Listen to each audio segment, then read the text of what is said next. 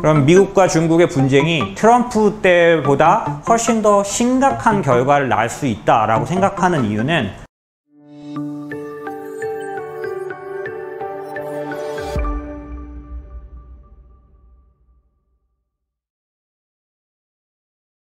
지금 이제 오늘은 지금 시장 얘기를 드릴 건 아니라서 간단히 좀 짧은 얘기를 드리면 지금 시장에서의 걱정은 뭐냐라고 하면 보시는 것처럼 변이 바이러스 때문이죠. 그래서 확진자 숫자가 한국은 뭐 지금 더하죠. 그래서 상당히 증가하고 있는 그래서 그 생각보다 리오프닝이 차질이 생기지 않을까라는 그런 걱정이 있습니다. 근데 이제 그 부분이 그것만 있었으면 객관적인 숫자로는 어떤 거냐면 확진자 수는 늘고 있지만 중환자가 되거나 사망자가 되는 숫자는 극히 잘 관리되고 있어요. 그래서 이거는 저희처럼 증시에 종사하는 사람들이 보기에는 블랙스완이라고 보통 말하는데 예상치 않았던 리스크 요인이 될 것 같지는 않다. 특별히 지금 백신 속도가 빨라지는 데서는 아마 극복을 할 수 있을 거다라는 그런 쪽들이 있습니다. 근데 이번에 지난주에 시장을 흔들어 놨던 건 얘하고 뭐가 만났냐면 ISM 서비스 지수가 좋게 나왔는데 60 이상 나왔는데 전달보다 떨어졌어요. 그러면서 사실 서비스 지수가 왜 중요하냐면 리오프닝 되면 서비스업 지수가 빠르고 강하게 좋아져야 예상대로 우리가 그 바이러스를 극복하고 예전으로 돌아갈 수 있고 그 다음에 리오프닝의 예상대로 소비가 살아있고 그 다음에 경기가 살아있는 걸 확신할 수 있는데 그거를 말해주는 그런 지표 중에 이제는 상품 소비가 아니라 서비스 소비라고도 제가 여러 번 말씀드렸고 그러다 보니까 ISM 서비스업 지수가 굉장히 중요한데 걔가 약하게 나왔다고 생각된 거죠. 시장에서는. 그래서 변이 바이러스 때문이기도 하지만은 어쨌든 경기가 피크아웃을 친 거 아니냐라는 의심을 가지려고 할 즈음에 또 무슨 일이 발생했냐면 10년물 금리가 뚝뚝뚝 떨어져서 생각보다 너무 강력하게 내려가기 시작했던 거죠. 그래서 10년물 금리가 올해 초에 1.7을 갔을 때 공포 국면이었던 것처럼 이번에 1.2대까지 27? 이렇게까지 내려가는 바람에 또 공포를 몰고 왔던 거죠. 그래서 조금 전에 말씀드린 변이 바이러스가 워낙 강력하게 창궐하는 부분과 두 번째 서비스업 지수가 약하게 나온 거 근데 이거를 마치 말해주기라도 하듯이 금리가 급하게 올라간 게 아니라 내려간 거. 원래는 금리가 내려가면 올해 초 같으면 굉장히 환영할 일인데 지금 금리가 내려간 거는 공포감을 만들어냈죠. 왜냐하면 시장에서는 금융시장에서는 금리는 모든 걸 알고 있다. 이런 말들을 쓰길 좋아합니다. 그래서 특별히 나중에 보니까 금리가 먼저 알고 내렸던 거네, 올랐던 거네 이런 말을 하는 경우가 많기 때문에 이번에도 금리가 급하게 내려가면서 뭔가 디플레이션을 예고하는 거 아니냐. 원래 인플레이션이 엊그제까지 걱정이었는데 갑자기 경기의 피크 아웃이 되면서 디플레이션을 걱정해서 금리가 빠지기 시작한 게 아니냐.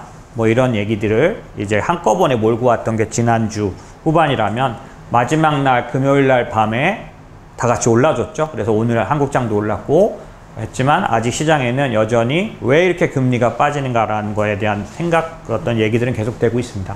어쨌든 근데 이런 걱정들은 조금 전에 말씀드린 것처럼 그렇게 큰 문제가 되진 않아요. 왜냐하면 보시는 것처럼 미국의 그 평균 경기 확장 기간은 65개월 정도 됩니다. 그러니까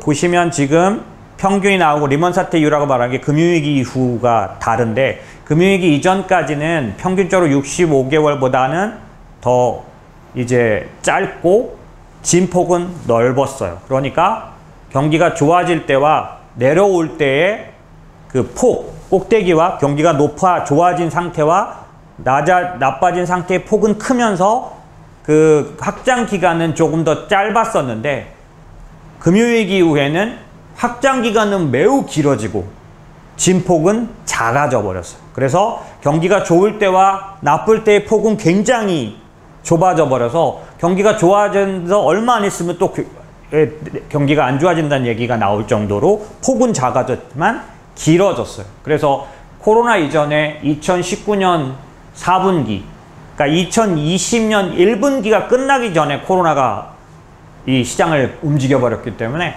마지막 2019년 4분기 때 어떤 얘기가 있었냐면 경기가 다시 좋아지고 있다. 이런 얘기를 하는 그 텀에서 코로나가 터진 거예요.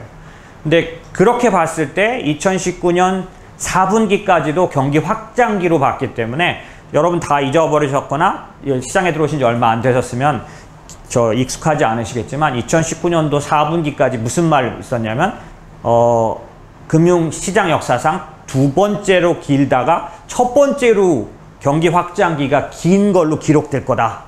이 얘기가 막 계속 나오던 게 2019년 4분기예요. 왜냐하면 그 분기수 그 다음에 연수 같은 걸 봤을 때 좀 전에 말씀드린 것처럼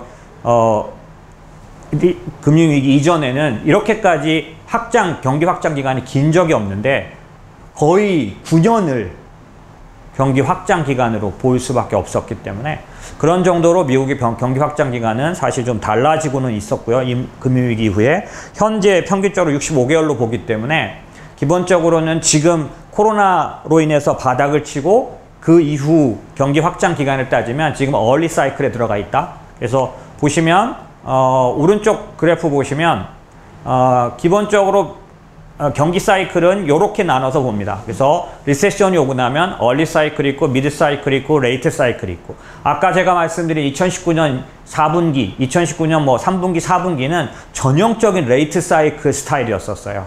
그래서 지나간 2, 3년 동안 저는 한 2, 3년간 레이트 사이클을 타령을 하고 살았기 때문에 계속해서 레이트 사이클 얘기를 했었던 것 같아요.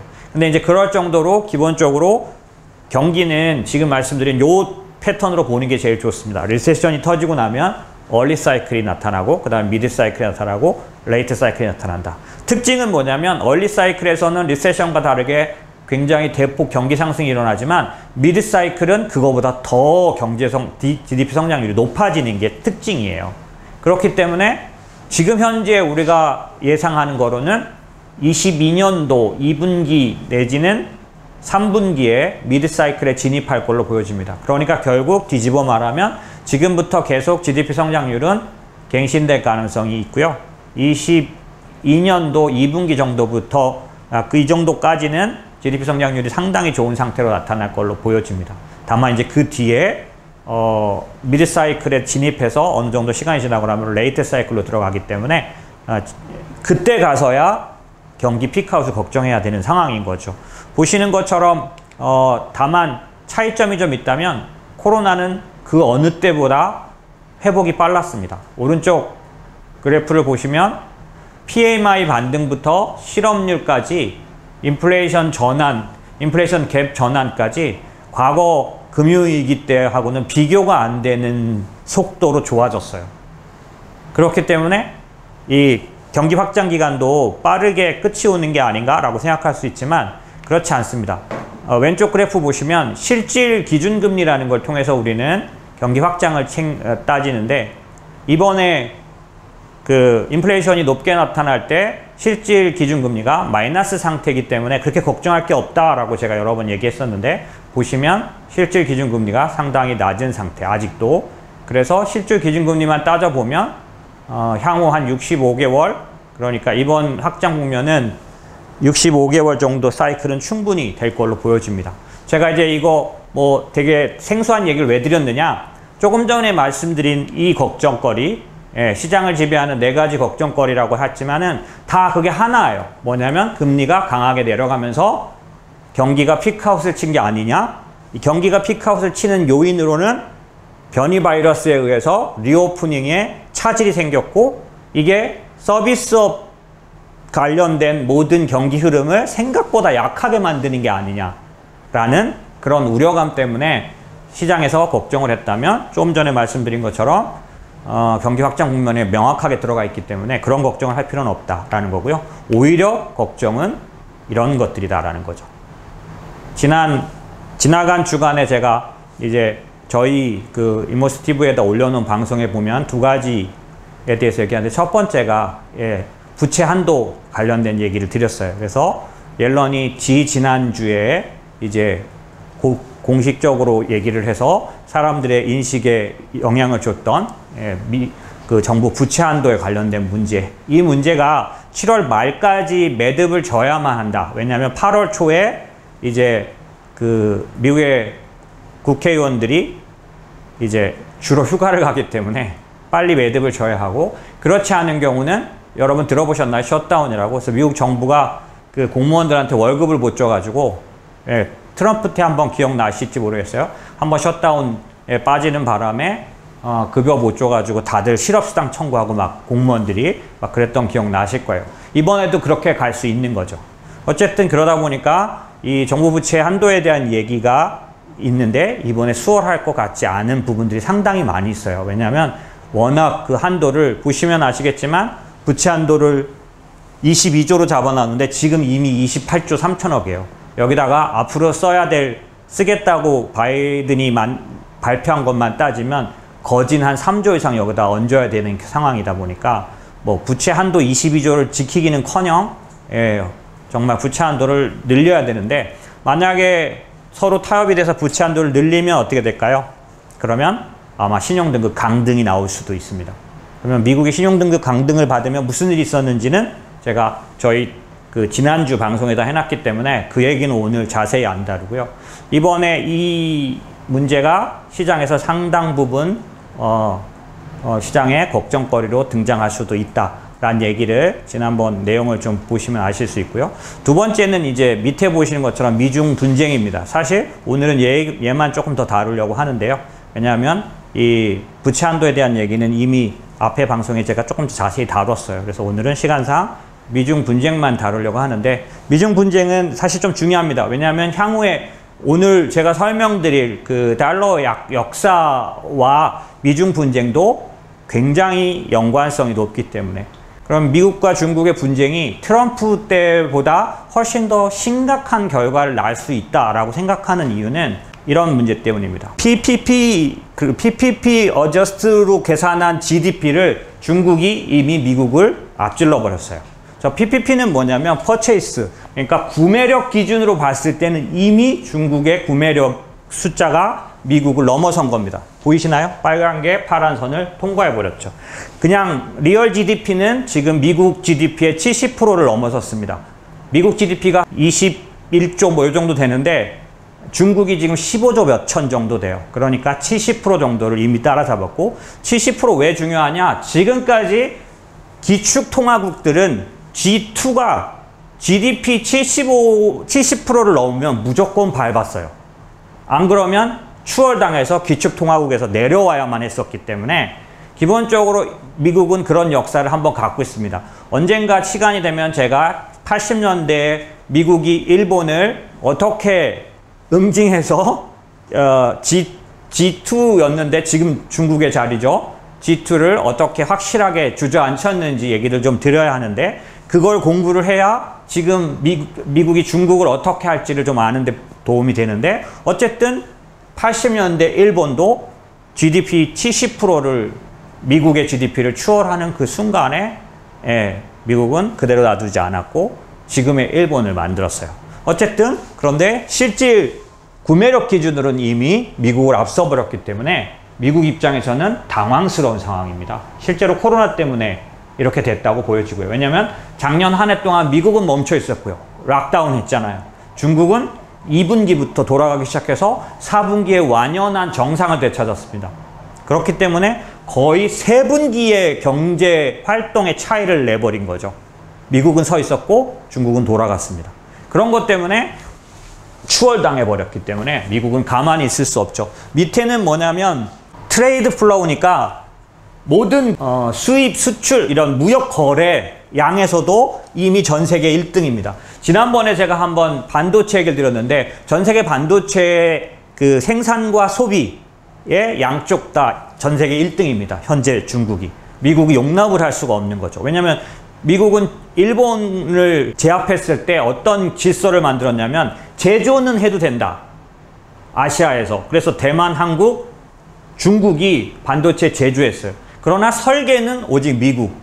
이렇게 딱 구도를 맞춰놨는데 이제 지금에 와서는 설계는 여전히 미국이 잡고 있지만 전 세계 반도체 생산과 소비에 관련된 모든 트레이드에 중국이 거의 너무 많은 비중을 차지하면서 예를 들면 코로나 때 중국이 있으면 미국도 서야 하는 이런 상황이 오게 된 것도 있고, 일단 반도체 같이 앞으로 굉장히 중요한 중요한 어떤 의미를 가질 그 부분에 있어서 중국과 미국 차이가 너무 현저해졌다는 사실이 미국은 견딜 수가 없는 상황인 거죠. 그래서 조정에 들어간 거고, 또 하나는 뭐냐면 보이시는 것처럼 원래 오늘 이제 달러의 역사에 대해서 말씀을 드리면, 달러는 기축통화 중에서 달러가 지금 가장 긴 시간을 지배하고 있어요. 왜 그러냐면 화폐 어떤 그 기축통화로서의 위치는 언제 무너지게 되냐면, 전 세계에서 이 기축통화를 사용하는 사용자가 한 명만 더 기축통화보다 더 높아져도 기축통화 위치는 없어지는 거죠. 대부분이 사용해야 기축통화인데, 어떤 국가가 성장을 해서 그 국가의 통화로 더 많은 사람이 사용을 해버리면 이건 뭐 선포고 뭐고 아무리 자기가 기축통화라고 외쳐도 기축통화가 아닌 거죠. 그렇기 때문에 기축통화의 위치를 대부분의 국가들이 길게 가져가지 못했는데, 미국은 달러로 지금까지 패권을 오랫동안 지켜왔어요. 그 이유가 뭐냐면 명목상으로만 기축통화가 아니라 실질적으로 기축통화의 위치를 차지하고자 하는 엄청난 그런 그 작전들이 있었기 때문에 그랬는데, 그 중에 하나가 뭐냐면 중국, 한국, 일본 모두에게 똑같이 썼던 법칙이에요. 뭐냐면 그 나라에게 기술을 줘서 그 일본, 미국, 대만, 미국이 아니라 한국, 일본, 대만, 중국 모두 미국이 전수해준 기술로 물건을 만드는 그런 기술을 배우기 시작했던 나라예요. 그래서 우리나라에 포니가 나왔을 때 정말 조잡하죠. 혹시 아시는지 모르겠는데 그 조잡한 포니를 미국이 엄청나게 사줬어요. 왜? 미국에 더 좋은 자동차가 없어서?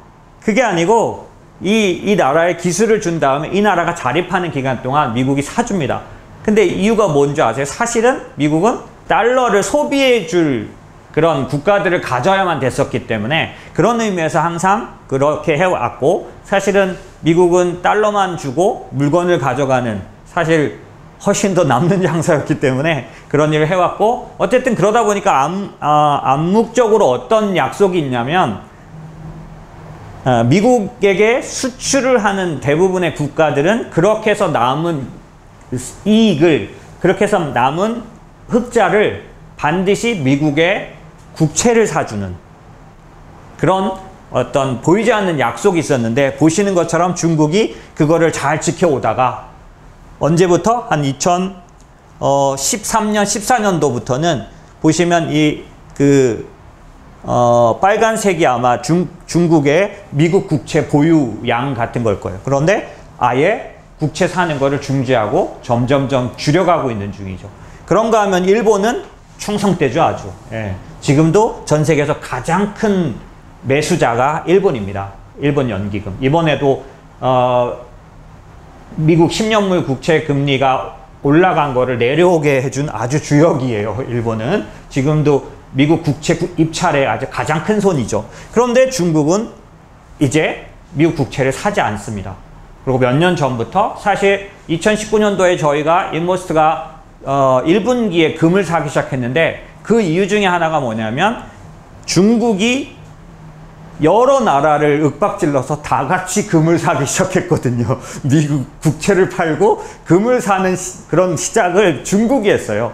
그래서 그런 것들이 저희가 금을 샀던 이유였는데, 여러 가지 이유 중에 하나였는데, 그런 것처럼 중국은 이미 오래전에 한 몇 년 전부터 미국 국채를 팔면서, 때로는 협박하면서 다 팔겠다라고 하면서 국채를 가져가지 않은 그런 부분이 있고, 저게 기축통화에 관련된 위협이 되기 때문에 미국에게는 굉장히 심기를 건드는 거고, 오른쪽에 보시면 에너지 거래소를 중국이 단독으로 가져가려고 했는데, 저 자체도 미국에게는 너무너무 심각한 괘씸죄입니다. 사실 지금 전체적으로 여러 국가에서 글로벌리 미국의 어떤 오일 머니, 그러니까 페트로 달러를 위협하려고 했던 몇 개의 나라는 수십 년에 걸쳐서 응징을 당했어요. 특히 이란 같은 데들은 지금도 이제 악의 축으로 불리죠. 그래서 원유를 생산해서 팔지도 못하게 오랫동안 규제를 받았는데 이유가 뭐냐면 이란도 똑같이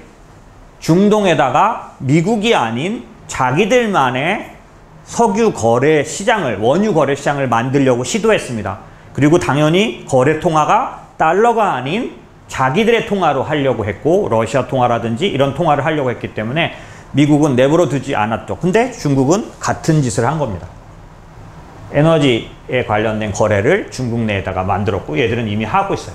그 다음에 또 하나, 지금 제가 말씀드린 미국의 그 가장 중요한 패권 기축통화, 패권을 지켜가는 기축통화에 반대되는 전 세계 위안화 결제에 관련된, 그러니까 위안화의 국제화라고 쟤네들은 부르는데, 위안화 결제 국가 결제 금액을 지속적으로 올려왔어요. 이거는 지금 뭘로도 공격을 받고 있냐면 CBDC라 그래서 디지털 통화, 이것도 중국은 아주 과감하게 일찍 시작해서 지금 아주 미국을 걱정스럽게 만들 정도로 이미 시범 시행을 한 2년째 해서 끝냈죠. 그래서 요번에 그 시행은 좀 더 본격적으로 하고 있는데, 저렇게 해서 위안화가 디지털 통화의 영역에 있어서는 달러보다 앞서서 위치를 차지하려는, 이런 모습들을 뚜렷하게 보여줬기 때문에 미국은 중국을 내버려 둘 수 없는 상황입니다. 그렇기 때문에 실제로 제가 하루 이틀 이쪽에 있어서 지금 요즘 일어나는 일들만 이 얘기를 했다면 혹시 모르겠지만 저는 20년 가까이 이쪽에 있었는데 중국이 지금까지 계속 해오던 그런 보이지 않던 모습들을 지금은 드러내놓고 하고 있는 중이에요. 1대1로도 조금 이따 말씀드리겠지만 아주 심각한 위협을 주고 있고, 이런 부분들이 중국이 이미 어느 정도는 미국에 도발했다. 벌써 몇 년 전부터 제가 여러 번 이제 기회가 되면 말씀드렸는데 시진핑 탓입니다. 너무 야망이 큰 사람인 거죠. 트럼프 같은 사람은 어디서 숨길 수 없을 거 아니에요. 그 야망을 어떻게 숨기겠어요. 근데 그런 사람이 또 한 명 더 있죠. 중국에 시진핑. 이 사람은 덩샤오핑이 유언했죠. 향후 100년 내에 미국을 드러내놓고 공격하지 마라 라고 했는데, 시진핑은 그 야망을 감출 수 없어서 너무 일찍 그 본색을 드러냈다 라고 말하고, 전체적으로 글로벌에서는 중국이 너무 일찍 미국에게 준비가 안 된 상태로 이제 도발을 일으켰다라고 말할 정도로 기본적으로 중국은 심각한 어떤 공격을 하고 있는 중입니다. 자, 제가 지금 이제 이런 말씀을 드렸는데 실제로는 조금 하나 더 말씀드려야 될 부분이 있어요. 이게 뭐냐면, 제가 생각하기에 오늘은 자세히 말씀을 못 드리지만은 이제 설명을 시간이 될 때 드리겠는데, 중국을 제어하는 데 있어서 미국은 아까 말씀드린 것처럼 여러 가지 면들에서 중국은 공격을 해왔고 어느 정도 숫자적인 어떤 모습들을 보여왔지만, 사실 제가 보기에 중국은 너무 취약한 걸 갖고 있기 때문에 어떻게 말해야 될지 모르겠는데 좀 잽이 안 되는 상황이 좀 있습니다.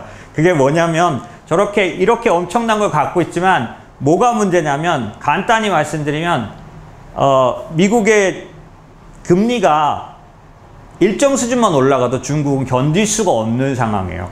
그러니까 지금 올해 초에 미국 장기금리가 빠르게 올라갔을 때 중국이 바로 긴축에 들어갔습니다. 왜냐하면 금융위기 때 되게 크게 당했기 때문에 중국은 물론 이제 다른 나라들처럼 완화하지 않아도 될 만큼 1년 동안 성장한 게 있기도 했겠지만 긴축에 들어갔고, 오늘 이제 중국이 지준율 인하를 발표한 것 같고 지금 시장이 시끌시끌해요. 중국 시장이 오늘 올랐습니다. 왜냐하면 상반기에 긴축이었는데 오늘 지준율 인하하면서 약간의 완화 제스처를 보여줬기 때문에 기본적으로 시장이 오르고 그런 좋은 모습 보였어요. 이럴 정도로 상반기에 갑자기 중국이 긴축을 보였는데 그 이유 중에 하나는 금리 때문입니다. 미국의 장기금리가 오를 때 중국은 매우 취약해요. 중국은 장기채를 발행하지 못합니다. 장기채를 발행하지 못하는 이유가 뭐냐면, 알리바바, 아마존은 30년짜리 채권을 내놓을 때 미국 국채하고 스프레드가 사실 30년짜리가 1%가 안 벌어져요. 그러니까 굉장히 거의 국채 수준으로 막 30년 국채를 발행합니다. 애플, 아마존 이런 회사들은. 이거 무슨 얘기냐면, 아마존의 30년 뒤를 사람들이 의심하지 않는다는 얘기예요. 30년 뒤에도 아마존은 존재할 거고 이자를 줄 수 있을 거라고 믿는데 중국은 그렇지 않습니다. 중국은 국채를 발행해도 30년 발행 안 돼요. 그리고 중국의 알리바바 당연히 안 됩니다. 가장 장기로 발행을 하려면 어떻게 되느냐? 시중금리의 2배를 줘야 돼요. 말도 안 되는 이자를 줘야 되는 거죠. 근데 여러분은 생소하실까 봐 말씀드리는데 한국은행도 같습니다. 금융위기 때인데요. 우리은행, 우리나라에선 우리은행 하면 증권가에서는 월이라고 하거든요. 어쨌든 우리은행 하면 모를 수 없잖아요. 근데 그 우리은행이 바다만 딱 건너가면 듣보잡입니다. 그렇기 때문에 우리은행, KB, 하나, 신한 얘네들 다 달러로 발행할 때 한국에서 발행하는 금리의 2%, 3%씩 위로 발행해야만 돼요. 그래야 글로벌 투자자들이 사주는 거죠. 근데 우리은행이 금융위기 때 사고를 친 게 뭐냐면 원래 은행이 자기네 채권을 발행하고 나면 1년 뒤에, 그러니까 달러 채권 발행하고 나면 1년 뒤에 다 콜을 행사해서 다 사들입니다. 왜냐하면 지금 말씀드린 것처럼 발행을 할 때는 필요해서 금리를 높게 발행하지만 이 높게 발행한 이자를 자기네 만기 3년 동안 계속 주고 있으면 그 이자 금액이 너무 큰 거예요. 차라리 1년 지났을 때 다 사들이는 게 이익이에요. 이 나머지 2년 이자를 안 줘도 되니까. 무슨 얘기냐면 그만큼 이자가 높다는 얘기잖아요. 자기가 보통 하는 것보다. 그래서 모든 우리나라 은행들은 1년이 되면 콜 옵션을 행사해서 모든 자기가 발행한 그 채권을 다 사들이는데 금융위기 때 우리은행이 1년 된 채권 콜 옵션 행사를 한 번 안 한 적이 있었어요. 그랬더니 글로벌에 소문이 났어요. 우리은행 부도. 망한다. 그래가지고 우리은행 채권이 25% 간 적이 있습니다. 믿어지세요? 25% 은행 채권인데 안 믿어지시죠? 저 25%짜리 팔았었어요. 예. 어쨌든 그런 일들이 있는 것처럼 중국의 회사, 중국의 국채는 글로벌에서는 인정받지 못합니다. 근데 이게 왜 문제가 되느냐? 만약에 장기적으로 금리가 계속해서 올라가면 지금 만약에 지금 현재 상태가 어려운 중국 기업들이 있다면 견디지 못합니다.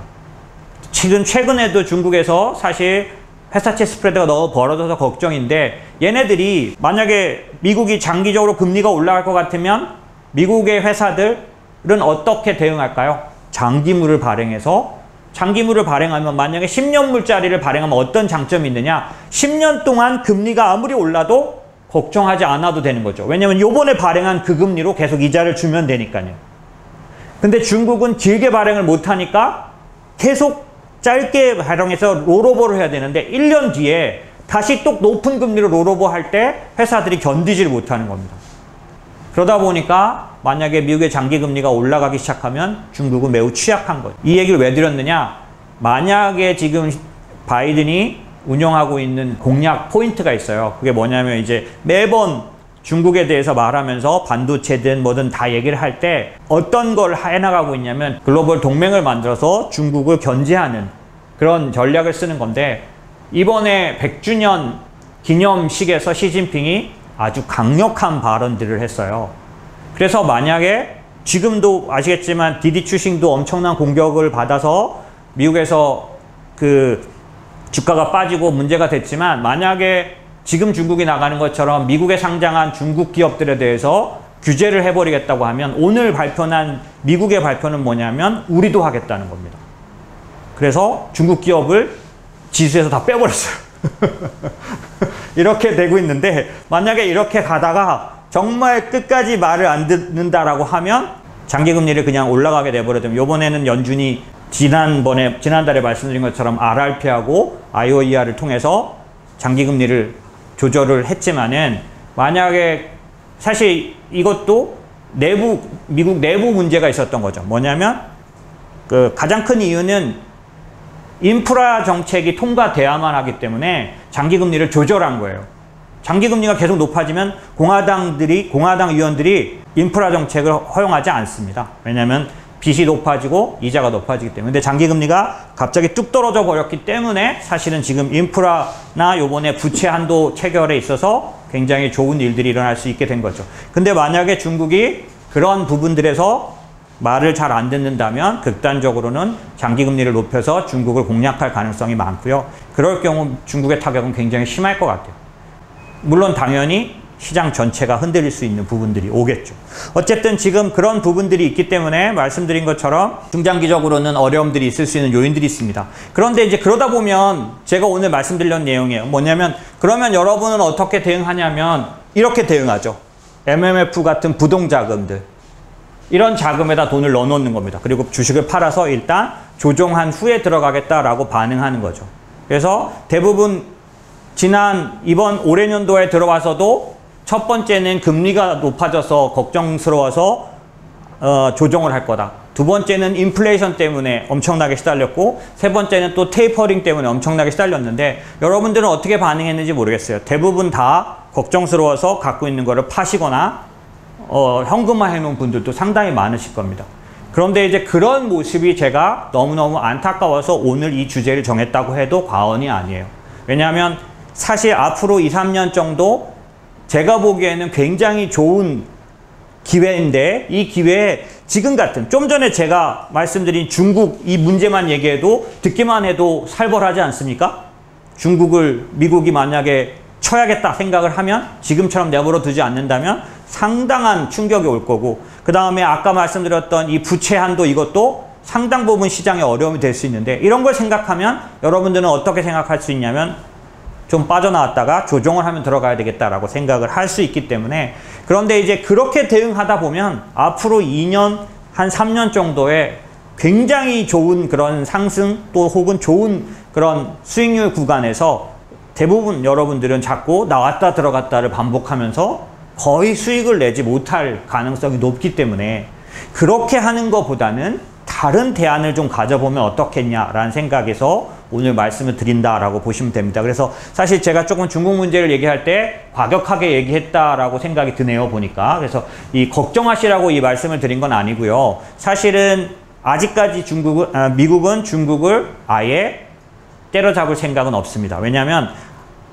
지금부터 말씀드리는 달러 얘기 때문에도 그런데 달러를 간단히 말씀드리면 달러를 천문학적 역사상 최대로 많이 발행했어요. 그러니까 최대로 많이 발행했고 많이 동원했어요. 그럼 이 달러를 만약에 중국에게 보내서 소화하는 달러가 미국 내에만 있으면 부작용을 일으킵니다. 엄청난 인플레이션과 엄청난 스태그플레이션을 일으켜요. 그렇기 때문에 달러가 유통돼야 되는데 유통되려면 첫 번째 가장 적격한 시장은 중국입니다. 그렇기 때문에 지금처럼 위협을 해서 지금처럼 혈맹을 통해서 위협을 해서 개방을 시켜야 합니다. 계속. 지금도 금융시장 개방을 하고 있는데 중국이 호락호락하지 않아요. 왜냐하면 일본을 봤기 때문에. 일본이 금융시장 개방을 했다가 어떤 꼴이 됐는지를 봤기 때문에 중국은 일본처럼 당하지 않으려고 하는 모습이 있습니다. 그럼에도 불구하고 현재 달러를 수용할 수 있는 가장 큰 시장은 중국이에요. 그런 측면에서 미국은 중국을 웬만하면 같이 가고자 합니다. 당연히 어떤 상태로? 조절할 수 있는 상태로. 쉽게 말하면 목줄을 잡은 상태로 가고 싶어 해요. 그런데 코로나 때문에 어차하고 눈 떠보니까 너무 중국이 커져서 반도체를 좌지우지하고 이런 모습들을 보면서 미국이 지금 이번에 긴장했고 그 긴장의 모습이 이제 압도적으로 중국을 앞서는 그런 GDP를 만들어내려는 모습들이 이번에 발행의 모습이다라고 보시면 될 것 같습니다. 그래서 어쨌든 중국에 관련된 이런 모습들은 아직까지 그렇게 위협스러운 건 아니기 때문에 오해하지 않으셨으면 좋겠고 이런 개별적인 걱정들을 그럼 우리는 어떻게 관리할 거냐라는 측면에서 봤을 때